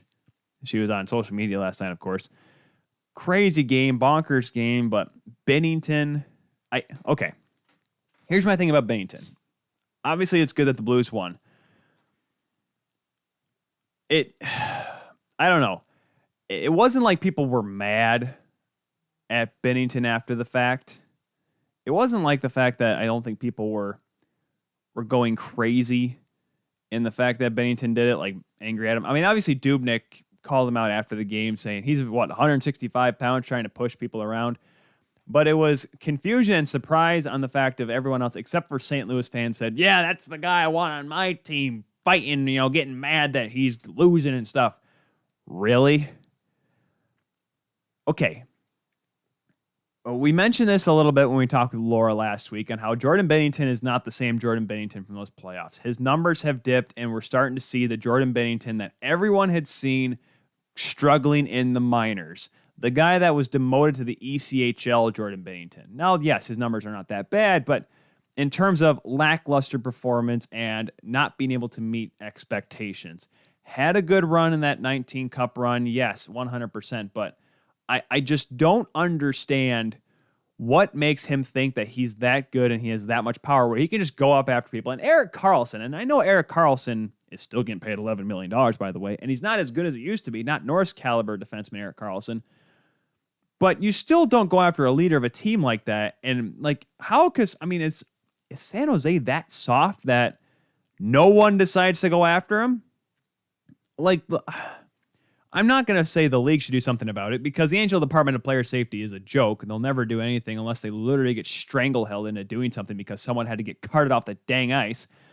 But what makes him think that he is, that kind of a guy that can just skate around? It's like, oh, I'm mad and I'm getting chirped, so I'm going to take exception to it. All right, is he that thin-skinned, really? Like, does he have some, short complex or something? Is there something he's overcompensating for with this tough guy attitude that he has? Because seriously, what makes Jonathan Quick has calmed down a little bit? That's because he realized he's no longer that kind of Jonathan Quick. I mean, yes, the Kings are on a little bit of a hot streak right now, but what makes him like Binnington is? I don't want to say that he was washed up, but how did I describe it last time? I said, here's the difference between Jordan Binnington and Jonathan Quick. Jonathan Quick, of course, which can just lose it, like I said, on a whim. The difference between Binnington and Jonathan Quick is that Binnington's a one-hit wonder. Binnington has as many hits as... I'm trying to think of a one-hit wonder band quickly off the top of my head, but I can't. The bands I listen to actually have more than one song typically. I don't know. Who's the guy that's saying What Is Love? That's, the What Is Love? That guy. There's a one hit. Yeah. He's got as many hits as that guy does. Or whatnot.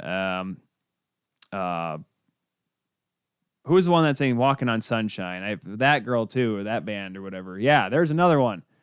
The Eurythmics. There we go. Sweet Dreams Are Made of This. There's a one-hit wonder for you. Yeah.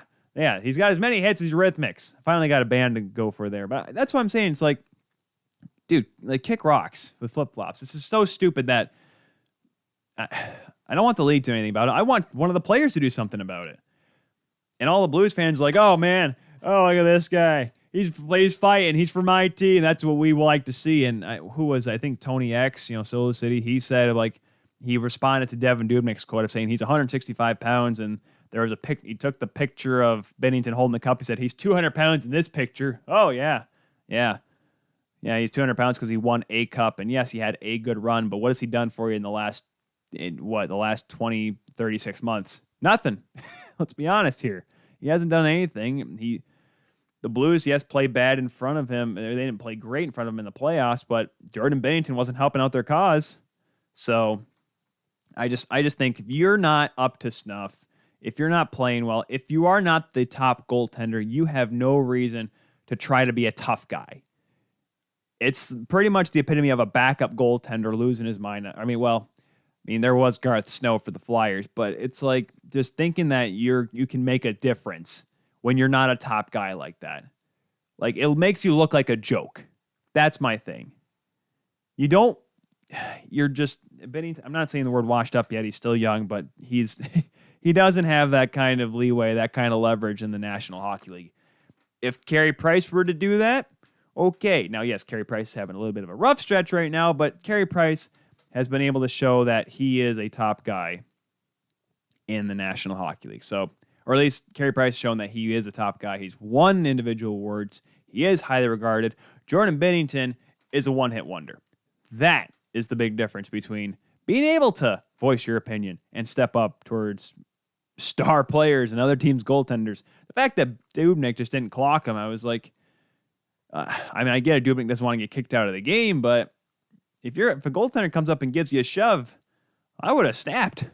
I don't know if I would have gone full Ronnie Hextall or full Jonathan Waugh. There's a good reference for you junior hockey fans out there. But there's always those kind of aspects to look at. So regardless, Binnington, stop it. Just calm down. No one's... I see what you're trying to do, but nobody cares. You're not a great goaltender anymore. Unless you figure it out. If you figure it out, then you can start doing stuff like that. But until then, just stay your course, stay in your own boat. Speaking of goaltenders that stayed in their own boat and actually played well last night, Jack Campbell for the Toronto Maple Leafs. First game back, I think it was over. He was injured for over a month after getting hurt in that Calgary game early on in the season. Comes in his first game, 30 save shutout, looked calm, looked good. The team was excited for him.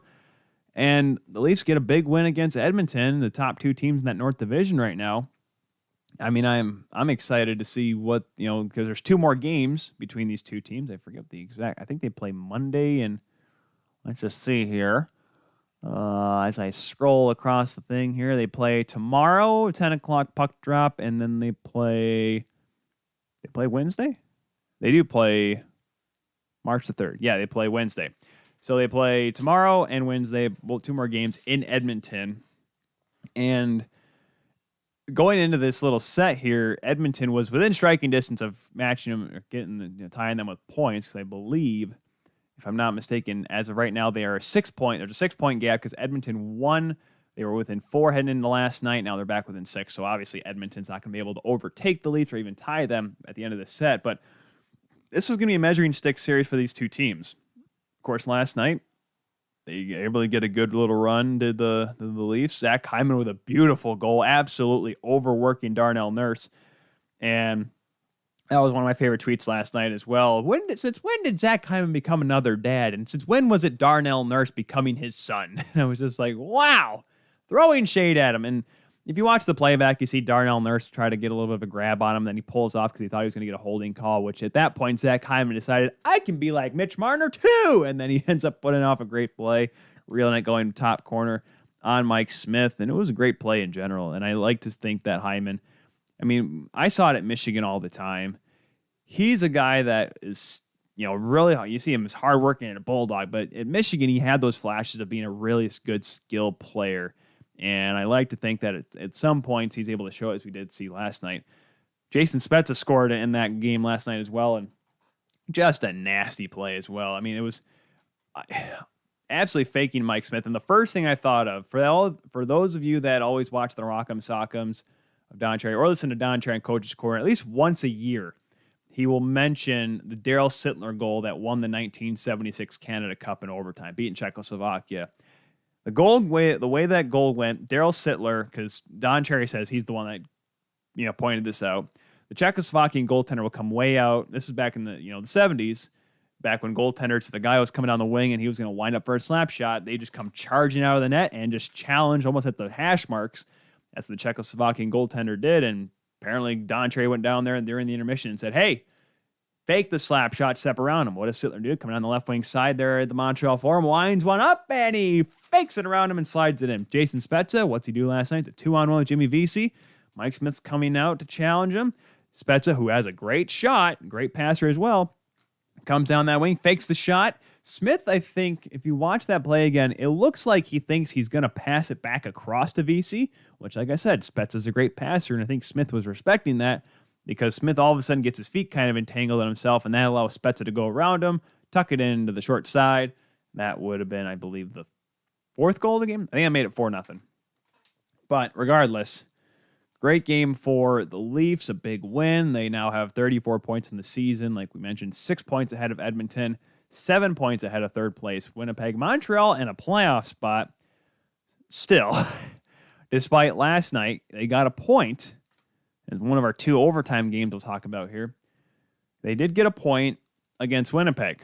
A very close game, but you really saw Montreal come out hungry. Connor Hellebuck put in a great effort last night for the Winnipeg Jets. I forget what the exact shot totals were. Let me go back to my NHL Game Center to get you the exact numbers on that game last night. I believe the shots were, 40-16, if I'm not mistaken. Where are they here? Team stats. They 41-21 in favor of the Canadians. Connor Hellebuck stopping 39 of 41. Jake Allen, 40 of 41 did Connor Hellebuck. 19 of 21 for Jake Allen. Didn't play bad, though. However, the problem was the game winner, just 36 seconds into the overtime, shot by Nikolai Ehlers, squeaks on through, and who pokes it in? Paul Stastny. Win for the Jets. They're now third in the division and looking pretty good. And obviously, that's one of those wins you had to scrape to get by, but that's what the Jets did last night. And now Dominic Ducharme, 0-2, or 0-1 as the Montreal Canadiens head coach.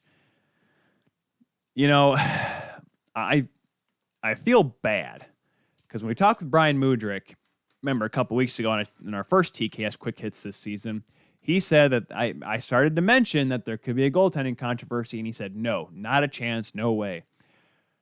Kids, I'm not sure anymore, because look at the goaltending. Carey Price hasn't looked good.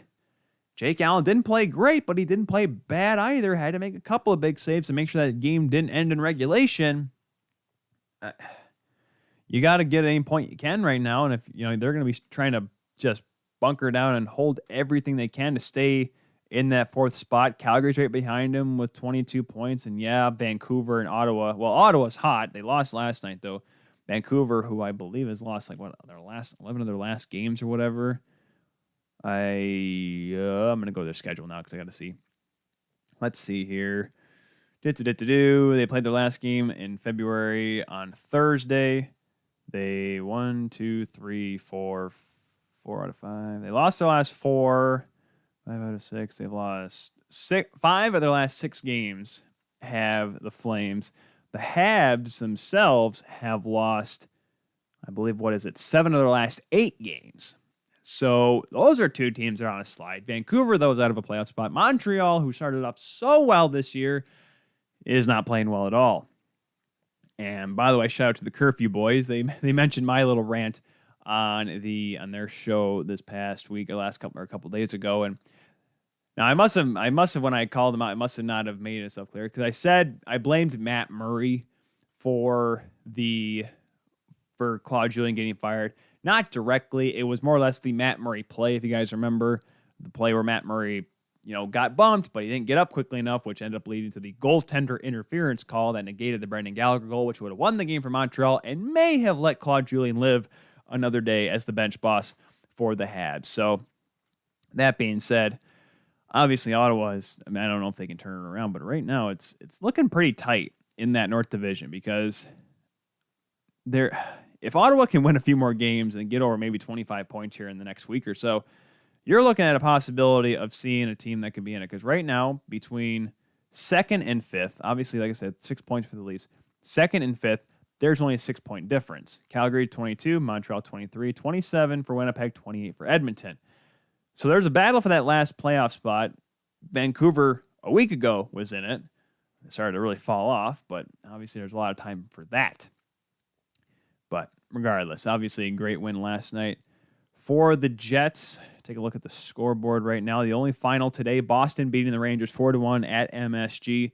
Game's going on right now at the end of the first period between Philadelphia and Buffalo. Scoreless there. A lot of posts being hit in that first period. Carter Hart and Johansson both got a little lucky thanks to some iron. Washington and New Jersey late in the first period, 1-1 score in that game. Let's see who got the goal in that one. Also, Columbus and Nashville is in the later stages of that first period. Mikhail Maltsev scoring for the Devils, Jakub Vrana for the Capitals scoring, and in the Columbus-Nashville. This is their third of 3 games between these two teams. Kevin Stelland scoring for the Blue Jackets, Nick Cousins scoring for the Predators. As that is, they look at the out-of-town scoreboard, because that's apparently what I do now. I just do, well, now that I'm able to, because usually when we do the show, it's 6 to 8:30, and by the time we get off the air, usually we're talking to guests or whatever. I just don't have that ability. Yesterday, the Preds actually pulled out a 2-1 win over the Blue Jackets. They're now 9-11. Blue Jackets are 8-9-5, guys. Hey! Oh boy, Torts, what you got going on there, friend? But regardless, going back now to, we got about 15 minutes left here on this Sunday edition here of The Kuehl Show. The other overtime winner that I want to mention was a very exciting one, very interesting one. Matthew Dumba, Minnesota Wild, a team right now that is right in the thick of it in that Central Division, or in the West Division, excuse me. They're hanging in there, guys. And take a quick look at it right now. They're second. Hold on. Okay. Let's go by point percentage here so no one gets in the hissy fit. They're still second in the West Division. Are the Minnesota Wild. They're second in points. They're second in points percentage. They're 12-6 now after last night's win. They are right above Colorado, who's 11-6-1. 12-4-1 are the Vegas Golden Knights. So it's so, I love it. It's so interesting because this Minnesota Wild team, I always say they're pesky. And like we talked to Erik Pessalano, you guys saw in the interview earlier. They're a pesky team that always seems to find a way to make the playoffs. And here we are. Now all of a sudden, I'm not saying they're a favorite. They've played 3 less games than St. Louis. They're played the same amount of games. They played 1 more game on Vegas, same amount of games as Colorado. But they're looking good, guys. Right? They're looking like a team that can really make some hay in this West Division. And I said Minnesota, this is the division to beat, because I thought the California teams will be bad. Obviously, LA is picking up some steam, but Anaheim and San Jose, in terms of points percentage, are the bottom 2. Anaheim's sitting last right now with 21 games played. San Jose is 7-9-2. They're 8th in the division in points, 7th in points percentage. But Minnesota last night, close game against the LA Kings. It was the reverse retro night for both teams, and people like the matchup, the Subway versus the purple and gold. I mean, Minnesota Wild versus the purple and gold LA Kings. But a really good hockey game, goes to overtime. looking like we're about to head to a shootout. Matt Zuccarello, though, throws a pass into the slot in the dying seconds. Here's Matthew Dumba streaking right down the middle, catches it on the forehand, and has the presence of mind just not to just shovel the puck on goal. Not just, oh man, guys, we're in trouble here. Let's just get it on net. Not much time left. What does Dumba do? He said, I'm going to take that chance. Makes a move in front, sneaks it around the far pad of Cal Peterson. 0.3 seconds left.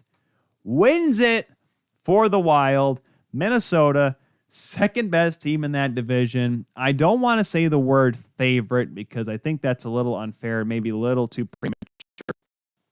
But they're looking good, guys. I think they're really a team that's got to be reckoned with. They have, like I said, I mean, now I don't know what Dumba's feeling with this hockey club. That whole saga is going to probably continue on for an extended period of time because, I mean, the trade deadline is coming up. But if you're Bill Guerin, how can you trade a guy that's going to be a vital part of your team if you have a chance? Now, I'm not saying this is not a Stanley Cup contender by any stretch of the imagination. However, if you're going to be able to compete, why wouldn't you? Why don't you want to compete? If give your team a chance to really make, because you talk about being able to attract free agents. And Minnesota is really, despite being the state of hockey and having such a great fan base, it's a tough market to sell for free agents because some people it's the weather. Snows a lot in Minnesota, gets a little rainy too in the spring and the fall, and I get that. Sometimes a little cold as well. Kind of have, I don't say the Edmonton thing, and well, Winnipeg's got the same problem as well. Yet, here they are showing that, listen, if we can compete in the playoffs, get to the second round, or heck, maybe even somehow knock off Colorado or Vegas and make it to the semifinals this year, how's that going to look for future free agents? Now, yes, you have to do it consistently if you want to continue to get the big names in, like a team like Tampa and Boston. But you're going to have to, but if you can put in a good effort and have a good playoff run, that's what's going to really help sell the team to free agents and other players that, they put those no trade clauses to their team, said, don't trade me here. If you want to be left off that list for the Minnesota Wild, you got to show that you want to compete. And if Billy Guerin's able to convince Dumba to say, hey, stick with us here and let's try to have a good run with this group, and maybe that'll be able to come to fruition, and maybe Minnesota can cause some havoc in the playoffs. Cam Talbot's been playing well. You have Dumba. Parise may not be the biggest point getter on the team, but of course, could we forget to mention some kid named Kirill Kaprizov, who, if I'm not mistaken, last time I checked, he was leading the Minnesota Wild. Let's just take a quick look here as I hit Minnesota Wild stats. I didn't think I was going to go this far with the Wild, but let's just pull it open here. Currently, yes, leading the team with 6 goals, 11 assists, 17 points. I believe he got a goal last night against LA. He did he did score last night. I thought he did. He has points now in his last, and I'm looking at Hockey Reference right now. He says he has points in each of his last 5 games, has points in his last 5 games. Okay, he was held pointless in a win against Anaheim on the 18th. But in terms of points, though, he has 5. He has points in 7 of his last 9 games. He's been only held off the score sheet, looks like 6 times so far this season in the amount of games that he has played, which, as I go to his full stat line again, is 18. So not too shabby, though, for the youngster. First game of the season. Of course, you have Cam Talbot playing well, Kaapo Kähkönen playing well for the Wild, 2 goaltenders, and Kähkönen. A lot of people were questioning on whether he could be a guy that could eventually be an NHL goaltender. It's like, oh, he's great in the AHL. He's had a couple of flashy starts, but gosh, so did Matt Hackett. Remember Matt Hackett, Jeff Hackett's nephew, came into the Minnesota Wild organization, had some good games every so often, and you know what? He was okay, but he couldn't sustain a good, solid, long career. Kähkönen so far has been able to do it. I say give this guy a chance to continue on. Let him continue to press on. And then, he's 8-4 this year, has a .915 save percentage, not the greatest, 241 goals against average, not the great numbers, but he's winning hockey games right now. Talbot, .926 save percentage, 219 goals against average in 7 starts this year. Minnesota, a team that it's weird because in college hockey, everyone wants to go to Minnesota. Of course, you got University of Minnesota, you got Duluth, you got Bemidji State, Minnesota State, who's the number 3 team in the country right now. You have St. Thomas coming to be a Division I team in the CHHA next year. So high school and college hockey is not a problem in Minnesota. It's just selling to the pros to come to Minnesota, to come to St. Paul to play for the Wild. If they can show they can be a top team in the division, shoot, why not? Go for it. I'm not saying go full scale buy at the deadline, but if you can win with house money, I'm pretty sure Billy Guerin's looking over those options for certain. Looks like how much time we got left. No, not a whole lot of time. I'm just trying to figure out I'm going to say what else to talk about. There's always stuff to talk about here. They're still in the intermission of Buffalo and Philadelphia. Like I said, only a short episode here today. We may be wrapping this up here just because of the fact that didn't get a whole lot of notes to do for this weekend, because knowing the fact that I had a Monday show and the fact that I had 2 interviews lined up, the replays of Erik Pessalano and Nick Alberga, which you can check out on your favorite podcatcher or the Kuehl Show YouTube channel, which you're probably watching it on right now. I didn't even bother to check. I haven't checked the chat in a while. Let's see. Is anyone talking right now? Is anyone on there? Nope, no one's on here. Cool. Just want to make sure that no one was watching this thing. That's always reassuring, right? I'm just here talking to myself. It's all good. But regardless, I think that can be let's wrap it up. I think I've done enough talking for today. I've done enough talking this weekend. I can feel my throat starting to come back and start to bite me in the derriere. But thank you all for tuning in this special Sunday episode of The Kuehl Show. Like I said, check out the replay tomorrow on Zingo TV, channel 761 on Monday night. Also, your favorite podcatcher, The Kuehl Show YouTube channel to watch it if you want. You can also jump on our Twitch stream as well, because we're streaming on that right now. You can check that out. And also the replays of some high school hockey I have done recently. Go on and check that out as well. When you talk about the show today, make sure you use the hashtag TKS at The Kuehl Show on Twitter, Facebook, and Instagram. Follow us all on there. And make sure you just get in the conversation and let us know what you want to hear, because obviously there's all sorts of stuff we can talk about. We'd like to hear your input as well. Be sure to jump on that on your favorite social media platform and let us know what you guys think.